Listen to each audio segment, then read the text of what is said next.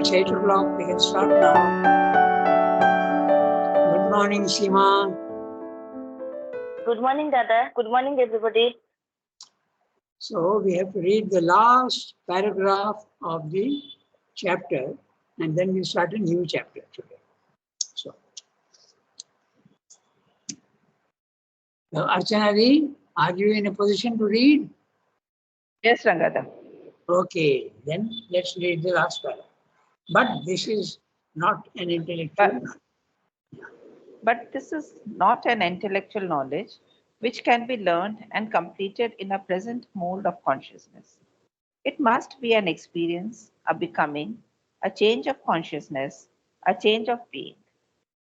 This brings in the evolutionary character of the becoming and the fact that our mental ignorance is only a stage in our evolution. The integral knowledge then can only come by an evolution of our being and our nature, and that would seem to signify a slow process in time, such as has accompanied the other evolutionary transformation. But as against that inference, there is the fact that the evolution has now become conscious, and its method and steps need not be altogether of the same character as when it was subconscious in its process. The integral knowledge, since it must result from a change of consciousness, can be gained by a process in which our will and endeavor have a part, in which they can discover and apply their own steps and method. Its growth in us can proceed by a conscious self transformation. It is necessary then to see what is likely to be the principle of this new process of evolution and what are the movements of the integral knowledge that must necessarily emerge in it. Or, in other words, what is the nature of the consciousness that must be the base of the life divine and how that life may be expected to be formed or to form itself, may be expected to be formed or to form itself, to materialize, or as one might say, to realize. Very interesting paragraph just because, as usual, his words are so interesting. We have to see exactly what he means. Even the last one, to be formed or to form itself. So that also we discussed what he means by that. So he has told us very clearly that there are 7 ignorances. We don't know the absolute, we don't know our source, we don't know the cosmos, we don't know ourselves, and we don't know the environment. We don't know that we have many, many past lives. All these 7 ignorances he has told us. Constitutional, that we are everything in the universe. That also we don't know. So, this is the 7 ignorances. And he has told us clearly that our idea of ignorance is also determines what our integral knowledge will be. Okay? And the integral knowledge is when all the 7 imperfections or ignorances are conquered. In other words, he is not agreeing with those who say that if you have mukti and you go to the spiritual level of consciousness, you have knowledge of the divine. Okay, that's not. You have knowledge of the divine, no doubt, but not integral knowledge. Integral knowledge, you must know. For Sridhar said, 7 ignorances have to become the 7 knowledges. Okay, so with that background, we start. But this is not an intellectual knowledge which can be learned and completed in our present mode of consciousness. It's very interesting. I was reading Thoughts and Aphorisms and Mother's commentary on that, and that's exactly there. He says the same thing, that what your mental knowledge is not knowledge. Okay? It is an ignorance, come knowledge. It's an ignorance, mostly an ignorance. It's only opinion and prejudice. So use the words. Okay? So then what is real knowledge? When you either know your psychic being or yourself, then you have real knowledge. And that's what Sridhar is saying. It must be an experience and a becoming, a change of consciousness. A mental knowledge does not change your character. Okay? But your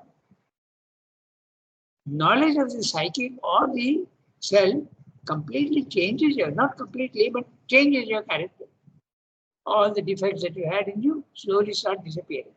Even at the spiritual level, they disappear. So, With this, I'm going to start each sentence. But this is not an intellectual knowledge which can be learned and completed in our present mode of consciousness. Which is the present mode of consciousness? Your mind, your life, and your body. That's a mode. And your consciousness is in the mode. It is contained in the mold. When it comes out of the mold, that is the real knowledge, not the intellectual knowledge. It must be an experience, not just a conception, not a mental conception. It must be an experience, a becoming, a change of consciousness, a change of being. Even being, or even substance will become different.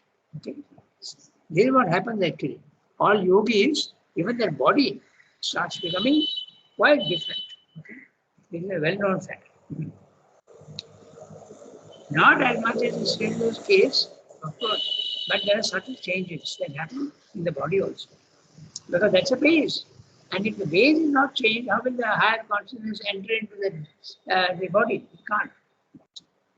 This brings in the evolutionary character of the becoming and the fact that our mental ignorance is only a stage in our evolution. Okay? So, he has told us earlier that the real knowledge is knowledge of the spirit, and that spirit we can attain to. He has told us very clearly. Okay? Because there are many who feel that God may be living, maybe God exists, but it's impossible for us to know Him. Okay? That's one opinion in the world. But Srila says no, the spirit is there and we can know it. This brings in the evolutionary character of the becoming in the physical world, nature, in the three steps that we've seen, matter, life, mind. And the fact, yeah. Sorry to interrupt. Dada, just I need a little clarification. We have read here that it must be an experience, a becoming, change of consciousness, a change of being. So just as you already explained that in thoughts and aphorism, in the aphorism number 102, Sri Aurobindo has written that to the senses, it is always true that the sun moves around the earth. This is false to the region. To the region, it is always true that the earth moves around the sun. This is false to the supreme vision. Neither earth moves nor sun. There is only a change in the relation of sun consciousness and earth consciousness. So can you give a little? So that is exactly what we are reading now. That when you are using your senses, it is not knowledge. The real knowledge is when you go beyond the senses and beyond the mind also. In knowledge also, there are many steps. The first is sense knowledge, whatever you are seeing through your senses. But even science has gone beyond sense knowledge. Because as you said just now, my senses are seeing that the sun is rising, but that's not true at all. So when your mind comes in, the mental knowledge is different from sense knowledge. Okay? So mind knowledge says, no, the sun is not going around the earth. It is the earth which is going around the sun. That is mental knowledge. So there is a sense knowledge, number one. Then there is a mental knowledge, number two. But all these are all only opinions and prejudices, as it says in the thoughts and aphorisms. And finally, he says that when you go outside your body, mind, life, outside your senses, outside your mind and vital, then you start getting the true knowledge. Okay, that's exactly what he's discussing here. So this brings us to the evolutionary character of the becoming and the fact that our mental ignorance is only a stage in our evolution. We can go beyond that. The integral knowledge then can only come by an evolution of our being and of our nature. Again, nature also is a body, mind, life. Okay, and the being is your whole existence of body, mind, life.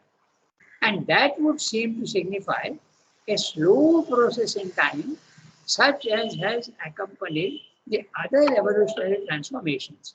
See, the other evolutionary transformations are nothing but the appearance of life in matter, that's the first transformation, and second, the appearance of mind in life. So There are the other evolutionary transformation. But now a spiritual transformation has to take place, and the soul has to climb out of the mental structure also. That's what he's saying. But as against that inference, there is the fact that the evolution has now become conscious in its method, and steps need not be altogether of the same character as when it was subconscious in its process. So he always makes a difference between when man has not come on the scene, the evolution from matter to life and from life to mind is a very slow and mechanical process. It takes a long time because there is no direct, the consciousness is sleeping in both. In matter it is sleeping as well as in life it is sleeping. But now when man comes into the picture, he can make this evolution conscious. And what is that? Yoga. The animal cannot do yoga, but man can do yoga. So what is yoga? It is conscious attempt to go beyond your present state. So it takes on a totally different character. And he says that the evolution becomes of a totally different variety when man comes into the picture. Okay? That's what he's repeating here. Okay? The integral knowledge, since it must result from a change of consciousness, can be gained by a process in which our will and endeavor have a part. So now, there is no will and endeavor in nature. There is a will, but very, very, very subconscious. Okay? But now it can become conscious. You are conscious of your defects. You are conscious of what you have to attain. Okay? So it's far, far different from what it was earlier. So that's what Sridhar is pointing out. The sentence which is beginning with, but as against that inference, there is the fact that the evolution has now become conscious. When he says that man is part of nature, and when man is doing yoga, it is nature which is doing the yoga through him. Okay? So that's what he's saying. But as against that inference, there is the fact that the evolution has now become conscious, and its method and steps need not be altogether of the same character as when it was subconscious in its process. In other words, it was very slow and very mechanical. But now it can be much, much faster and also conscious. The integral knowledge, since it must result from a change of consciousness, can be gained by a process in which our will and endeavor have a part. Okay? The will and endeavor are there in the animal also, but not towards a perfection, only towards getting sustenance in the physical world. They want food and they want to reproduce themselves. That's the only will that is there in the animal. But in human beings, there is a will to go beyond the mental state, in which they can discover and apply their own steps and methods. There you are, because each human being is doing his own step and own method. There are different methods. Its growth, the growth of knowledge in the being, its growth in us can proceed by conscious self-transformation. Conscious self-transformation, one word, yoga. Okay? It is necessary then to see what is likely to be the principle of this new process of evolution and what are the movements of the interior knowledge that must necessarily emerge in it. How will yoga be done? That's what he's going to examine. Okay? In other words, what is the nature of the consciousness that must be the base of the life divine, and how that life may be expected to be formed or to form itself? We'll discuss that. To materialize, or as one might say, to realize. So, expected to be formed by the conscious effort of man, or you can also say that nature has produced man, and man is part of nature, and now man's evolution is conscious. Therefore, nature's evolution also has become conscious. So, he's putting to be formed or to form itself are only two different ways of looking at it after man has come on the scene. Before man has come on the scene, it is only to be formed. But after man has come on the scene, it's the other way around. To be formed when man has come on the scene. But to form itself is before man. The nature is forming itself into a higher level. mechanical, slow, unconscious. It forms itself. But now it can be made to be formed, expected to be formed. Man can participate in the process. That's what Swami said. There you are. And you can see now how detailed is his analysis, because until now it has always been held that it is impossible to have a divine life on earth. So he has to counter with very, very clear logic. Okay? Thousands of years of the idea that it's impossible to have a divine life on earth. Of course, at the Vedic time it was there, but Vedic is 10,000 years old, at least 5,000 years old. Nobody is very clear about the dating. So, this is what he's saying. So, if the consciousness is going to change, let us see the nature of consciousness and let us see whether it is capable of doing that. See how logical. He's not saying consciousness in a vague manner. Let us examine that consciousness and what it is capable of. Okay. Look at that last sentence.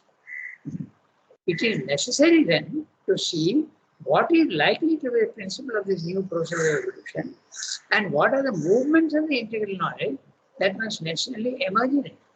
Or, in other words, what is the nature of the consciousness that must be the base of the life divine and how that life can be expected to be formed or perform itself to materialize, as one might say, to realize. So, the nature of consciousness that must be the base of the and the movements. He's also talking about the new process of evolution and what are the movements of the integral knowledge. So movements are the each step. Okay, the elevated mind, the higher mind, the elevated mind, the intuitive mind, and the overmind, and finally the supermaterial. So those are the movements of the integral knowledge. Okay, so now we can start the next chapter. We are now on page nearly 700. There's still 300 more pages to go.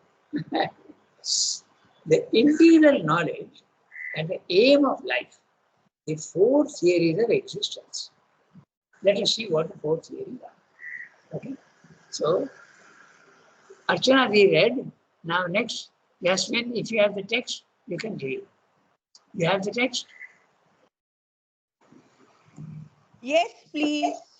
Okay, Shall go I ahead. read? Yes, that's what I said. The integral knowledge and the aim of life. Four theories of existence. Yeah. When all the desires that cling to the heart are loosened away from it, then the mortal becomes immortal. Even here, he possesses the eternal. Brihandrakaya Upanishad. He becomes the eternal and departs into the eternal. Brihadaranyaka Upanishads. This bodiless and immortal life and light is the Brahman. Long and narrow is the ancient path. I have touched it. I have found it. The path by which the wise, knowers of the eternal, attaining to salvation, depart hence to the high world of paradise. I am a son of earth. The soil is my mother. May she lavish on me her manifold treasures, her secret riches. May we speak the beauty of thee, O earth, that is in thy villages and forests and assembles and wars and battles. Atharva Veda. May earth, sovereign over the past and the future, make for us a wide world.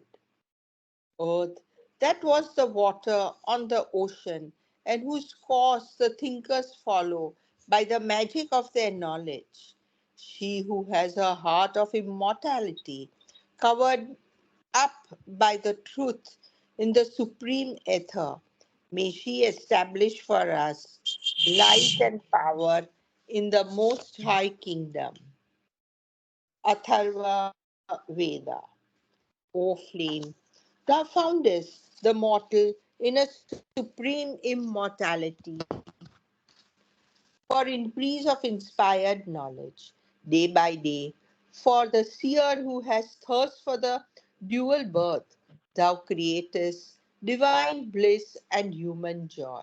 Rig Veda. O Godhead, guard for us the infinite and lavish the finite. Rig Veda. So, huge, one of the maximum number of quotations for the chapter. Okay, read the first paragraph.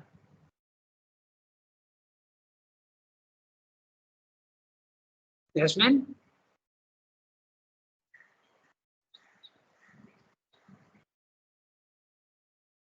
Yes? That was only the quotations. Now we have to read the first para. Oh, you want me? I thought you'll explain all this and then we go. Oh, acha, acha, acha. Okay, it's not so easy. Because it becomes too much, no? Yes, yes. I don't mind reading the first para also. It's a small para. All right. Okay. So Shall let's I see. read it? Shall I read No. it? No. As you said, we'll do the quotations first. Okay. So the first several quotations are from the Brihad Aranyaka Upanishad. Brihad Aranyaka. Brihad means vast, and Aranyaka is the forest. Okay? Adjective of forest. Brihad Aranyaka Upanishad. Most of these were written by gurus and sages in the forests at that time. Okay. When all the desires that cling to the heart are loosed away from it, then the mortal becomes immortal. Even here he possesses the eternal. Note the words, even here. So the idea, simply purposely giving this quotation, because even here in the Upanishads, the idea that even here in the physical world, a divine life is possible is very clearly mentioned in the Upanishads. That's why he's quoting it. Whereas afterwards, the idea of the what he calls the later Vedanta, the Shankaran Vedanta, the idea spread that it's impossible to have a divine life on earth. You have to go up. Okay? This is only a mirage and an appearance, and you have to go up. There is a part truth in it, but not a full truth. Okay? So, this is what the first quotation says. Then, the next, so also, there's only saying desires, but the full expression would be, if you have lost your desires, your ego, and your attachments, then you can be, even here in the physical world, you can know that you are eternal. You can have knowledge. You become Jivan Mukta. Desires, attachments, and ego. These three things have to go. Okay, the next one. He becomes the eternal and departs into the eternal. There is a difference between the two. The first is he becomes the eternal, remaining separately what he is. And the other is he departs into the eternal. His old self is not there anymore. It disappears into the ocean. It's like a wave which is separate from the ocean. Okay, he becomes the eternal, but when the wave disappears into the sea, there's no more wave. That departs into the eternal. So that's it. Then the third one. This bodiless and immortal life and light is the Brahman. So we are explaining a bodiless, why? Because the consciousness, when it goes out of the body, okay, then it becomes the Brahman. And immortal life and light is the Brahman. So bodiless is very interesting. In the body, it's very difficult to have the divine consciousness. But it is possible. And if you have that, you are following the Gitas and you become the Jivan Mukta. Even while you are in the body-mind life, you are untouched by the imperfections of the physical world. Just like the image in the Gita, the lotus leaf that remains in the water but never gets wet. Okay? So what is wetting you?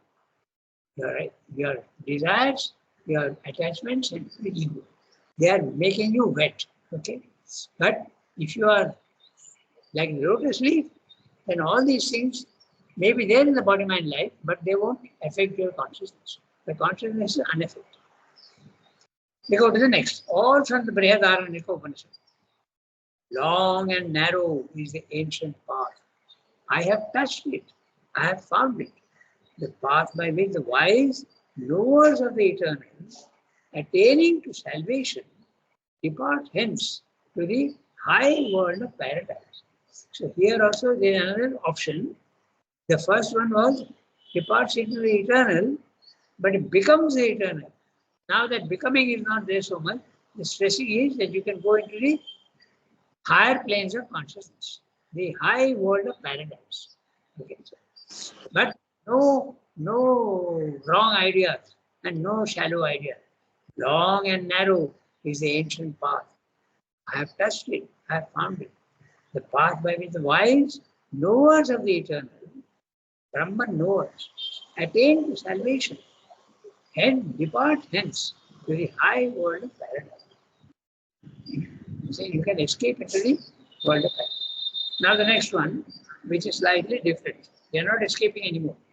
You are on the earth. Ancient path means what is this referring to? Ancient path? Ancient path? Huh? Ancient path. Ancient path is talking of the Vedic period. Okay. The ancient, because the yoga started from that time, no? 10,000 years ago. It's a well-known thing. So the ancient path is the yoga. It started long ago. And also, ancient in another sense also. In your past lives, maybe you have had 100 lives or even more than that.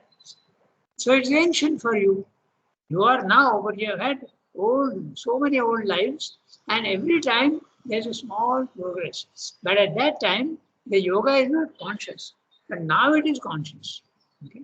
That's what you mean by the ancient path. Okay? Second one looks to be more appropriate, Dada. Long and narrow, they have already explained prior to that. So that is the second one. What you have told, that looks more appropriate, I think. Long and narrow. Yes, that's Thank right. you, Dada. I am a son of earth. The soil is my mother. May she lavish on me her manifold treasure, her secret riches.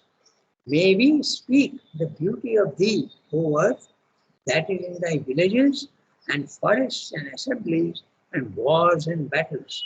Very clearly referring to the physical world, but it is the mother, okay, your mother, and it is also full of manifold treasure, secret riches. So this is there in two ways it is true. Okay? The earth is full of manifold treasure. You have the potential. The divine is there inherent in matter. So that's a potential, manifold treasure. But also in a physical sense also, the earth is Vasundhara. Okay? She holds all the riches. There is what we have in a very, very physical sense. But there is petrol, there is uranium, there is gold, there is silver, all the platinum. So the earth is tremendously rich even in the physical level. Not only at the spiritual level, but even in the physical level, it is full of riches. Okay? So, and that we are now destroying. But that is exactly what man is beginning to understand, the climate change and all that. So the change has started, but still it will take a long time to establish itself, the change. Okay? So the beauty of the earth is being told of here. We speak of the beauty of it. And also, the soil is my mother. In another quotation, heaven is my father and the earth is my mother. So there is talk only of the mother, okay? The son. I am the son of earth, the soil is my mother. May she lavish on me her manifold treasure, her secret riches. May we speak the beauty of thee. We should not criticize her like the ascetic and the Buddhists are doing. They don't want to criticize the earth because she is full of riches and marvelous beauty is there. That is in the villages and forests and assemblies and wars and battles. The last bit is to stress the physical aspect of what is here. villages and forests and assembly, and wars and battles. The next quote. May earth, sovereign over the past and the future, make for us a wide world. Earth that was water on the ocean, and whose course the thinkers follow by the magic of their knowledge, she who has her heart of immortality covered up by the truth in the supreme ether, may she stabilize, may she establish, it's not established, but may she establish for us. Just once again, I've highlighted it. I don't know why I've highlighted it. It should be established. Okay. But anyway, may she establish for us the light. I don't know if it is correct or incorrect. It may be a mistake or it may not be a mistake. I don't think there's a word establish in English. So it should be established. Probably it's a mistake. Okay. So then the next one is a prayer. Oh flame. So who is this flame? Normally the flame is described as a psychic being. The psychic being is an Angushta Matra Purusha. Small, as large as a thumb. It's only an image. It doesn't mean to say that the psychic being is like a thumb. Okay? It only means that it's very small and hiding inside deep inside your vital. Okay? Thou foundest the immortal in a supreme immortality for increase of inspired knowledge day by day. The growth of all human beings is a continuous process, day by day. It never stops. For the seer who has thirst for the dual birth, thou createst divine bliss and human joy. The dual birth is very clear. One is the physical birth and the other is the spiritual birth. And when you have a spiritual birth, you are known as the twice born. In Sanskrit also you have the word Dvija. Dvija, born twice. Usually the Brahmins are addressed in that way. Dvija. He has been born twice, once physically and once spiritually. Even in English you have the word, okay? Twice born, they say. Okay? So, twice born refers to the spiritual birth. Thou createst divine bliss and human joy. Then the last one from the Rig Veda. O Godhead, guard for us the infinite and lavish the finite. Now that's very interesting. Why is this small quotation being given? Because the infinite, and it would have been very interesting if instead of and, it would have been but. Okay? So, O Godhead, guard for us the infinite. Let the heaven be there. But let the heaven lavish the finite. The finite is the physical world. Bring all your wonderful treasures and riches down into the earth. Lavish. Okay? So, lavish means give in a very generous manner. Okay? So, it would have been very interesting if it had been but. Okay? In other words, Sevda is stressing that even the physical world can be changed into the finite can become the infinite. Oh Godhead, guard for us the infinite, but don't remain up there, but lavish the finite. Come down with all your riches and make the earth also rich, like yourself. That's what it means. Very interesting. The choice of quotations was very interesting.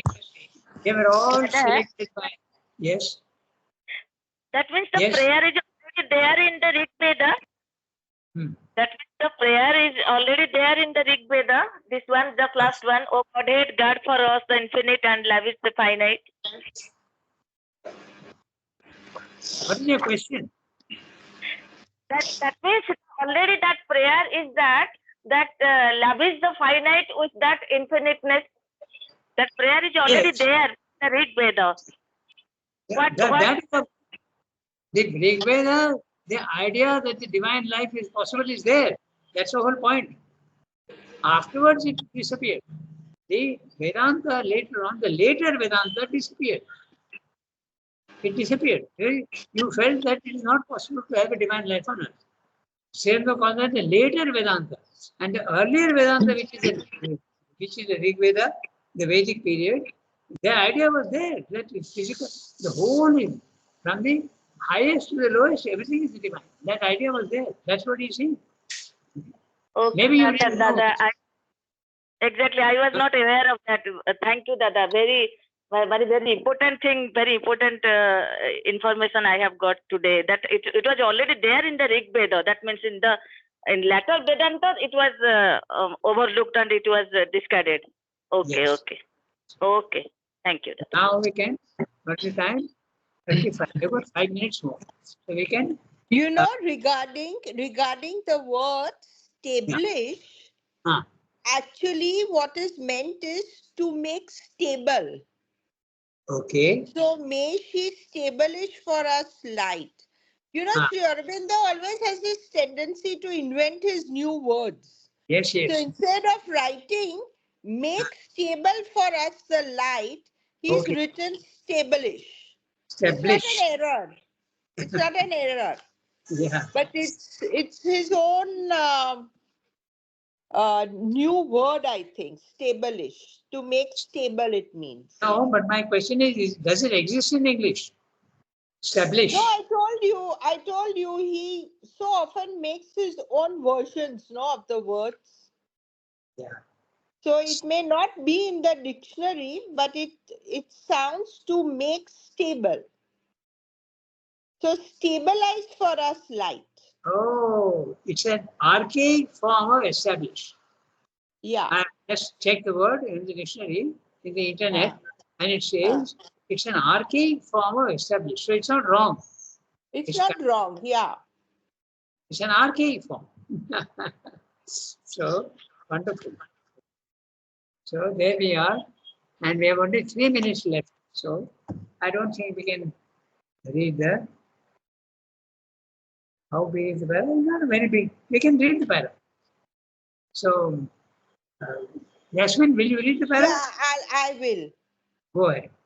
But before we examine the principles and processes of the evolutionary ascent of consciousness, it is necessary to restate that our theory of integral knowledge affirms as fundamental truths of the reality and its manifestation and what it admits as effectual sides and dynamic aspects, but is unable to accept as sufficient for a total explanation of existence and the universe. For truth of knowledge must base truth of life and determine the aim of life. The evolutionary process itself is the development of a truth of existence concealed here in an original inconscience and brought out from it by an emerging consciousness, which rises from gradation to gradation of its self unfolding until it can manifest in itself the integral reality of things and a total self knowledge. On the nature of that truth from which it starts and which it has to manifest must depend the course of the evolutionary development, the steps of its process and their significance. So, what we'll do, I'll quickly read the summary. Okay, we have 1 minute more.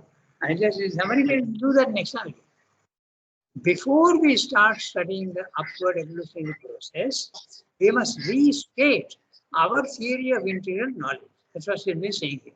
We must see that the integral knowledge admits and what it rejects as insufficient to explain existence and its manifestation, the cosmos.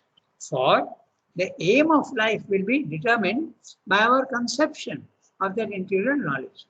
On that conception too will depend the course of evolution and its meaning and significance to earth and man. This is what he has said. So let us look at our conceptions. That's why he is going to look. Because depending on your conception, you will follow that. You are not going to follow something which you don't have a conception of. So it sounds so easy to understand, but it's actually a little deep. Depending on your conception, will depend the evolution. Okay? It's interesting. They're Buddhists. Okay? So we stop here. We'll redo this para next week. Okay. So, Merci beaucoup. Thank you, Rangada. Yeah. Thank you, Rangada. Okay. Au revoir, everybody. Have a nice Thank you, day. Dada. Au Okay. revoir, au revoir.